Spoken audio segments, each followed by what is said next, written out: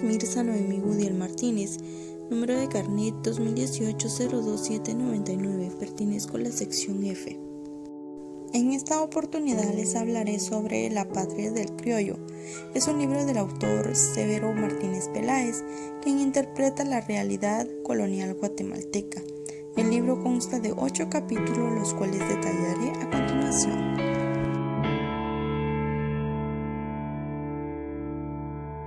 El capítulo 1 empieza con la descripción del terremoto sucedido en 1651 y cómo este causó estragos en la ciudad de Santiago de Guatemala. El autor nos presenta a Francisco Antonio de Fuentes y Guzmán, quien fue uno de los que presenció el desastre natural. Fuentes y Guzmán era heredero de la conquista, poseía varias tierras, es decir, su familia tenía mucho poder en Guatemala. Al ser descendiente de españoles se le denominaba criollo, palabra que designaba a los hijos de los españoles nacidos en América sin ningún mestizaje. En este capítulo también se hace la distinción entre criollos nuevos y criollos viejos, siendo los nuevos los hijos de españoles que recién llegaban al país y los viejos los hijos de los verdaderos conquistadores.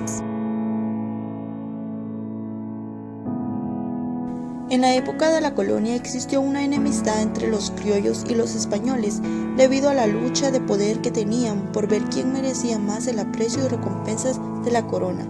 Los criollos gozaban de muchos beneficios gracias a los conquistadores y por ello su admiración hacia ellos. La encomienda y el repartimiento fueron dos instituciones de la colonia que examina Severo Martínez. El repartimiento se refería a la repartición de tierras e indios a los españoles, y la encomienda era la supuesta manera de los españoles para cristianizar a sus esclavos indígenas, pero era en la realidad una excusa más para la explotación de los indígenas. Bajo estos dos nombres ya existía la esclavitud, sin embargo los españoles lograron un permiso legal para poder esclavizar y exigir a aquellos indígenas que se intentaran rebelar. A esto se le llamó requerimiento de Palacios Rubios.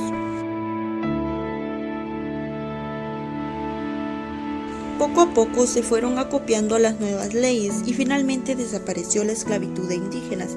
Luego nació otra institución conocida como la Nueva Encomienda. Se trataba de una forma que el rey requirió recompensar a los colonizadores y consistía en que parte del tributo que recibía iba a ser para ellos. Lamentablemente, la Nueva Encomienda fue también una nueva fuente de abusos y extralimitaciones. Se trató de evitar que los colonizadores molestaran y abusaran a los indígenas, cobrándoles directamente a ellos y de una manera injusta. No se logró tal objetivo y los españoles cobraban cuando y como querían a los indios.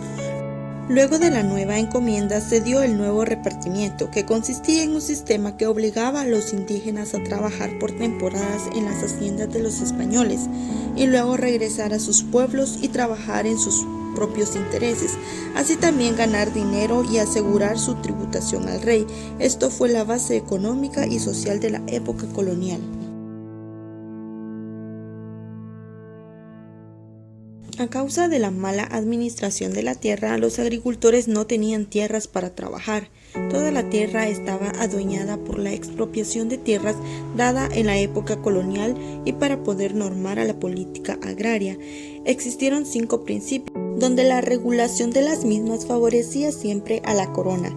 La tierra de indios se distinguía en 3 tipos, y las primeras se les conoce con el nombre de ejidos, los cuales eran utilizados para recolectar madero, materiales de construcción y para soltar algunos animales para que se alimentaran del monte y pasto de la tierra.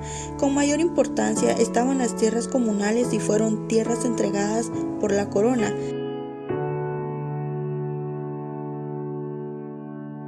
El indio aparece en un plano social perfectamente delimitado y con una función claramente definida: ser el trabajador de la tierra de los españoles. Claro está que los españoles los miraban como personas que solo existían para servirle. Quizá ya no eran sus esclavos, sin embargo, aún tenían que trabajar para ellos y tributarles.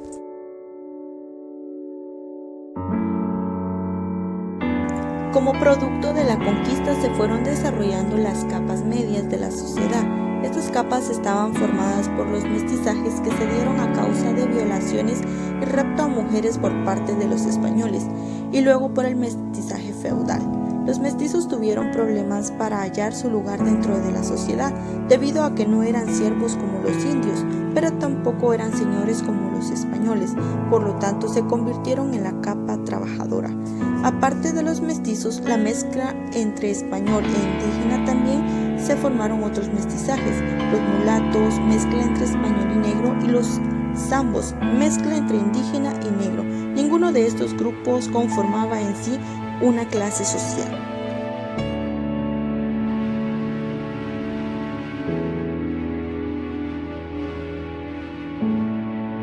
Se sabe que la estructura de la colonia tenía como base a los indios.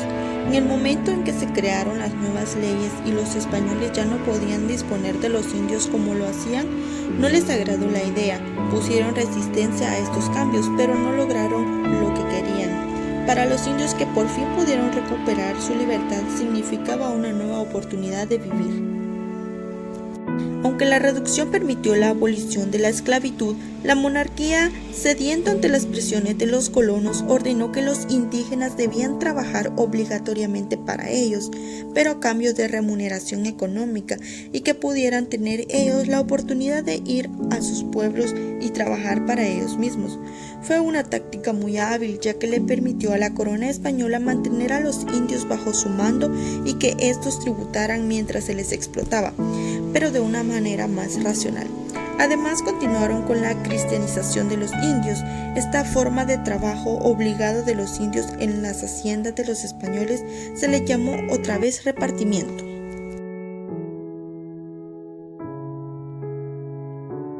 El fin de la colonia llegó a Guatemala cuando por fin se firmó la independencia el 15 de septiembre de 1821, pero el hecho de que se haya firmado un documento en donde Guatemala por fin quedaba libre del mandato español no quiere decir que las secuelas de la colonia llegaran a su fin también. Actualmente en Guatemala aún se ve reflejada la colonia. Es realmente la parte más profunda que rige nuestra realidad. Se puede ver cómo la mayoría de tierras y del poder económico está en manos de pocos, mientras que la mayoría de personas no tienen casi nada. Asimismo, se puede ver cómo los terratenientes herederos de los conquistadores, empresarios y las familias con mayor influencia dominan al país, y quienes trabajan para ellos son los mestizos o indios pobres. Aún se mantiene la explotación laboral y el salario mínimo.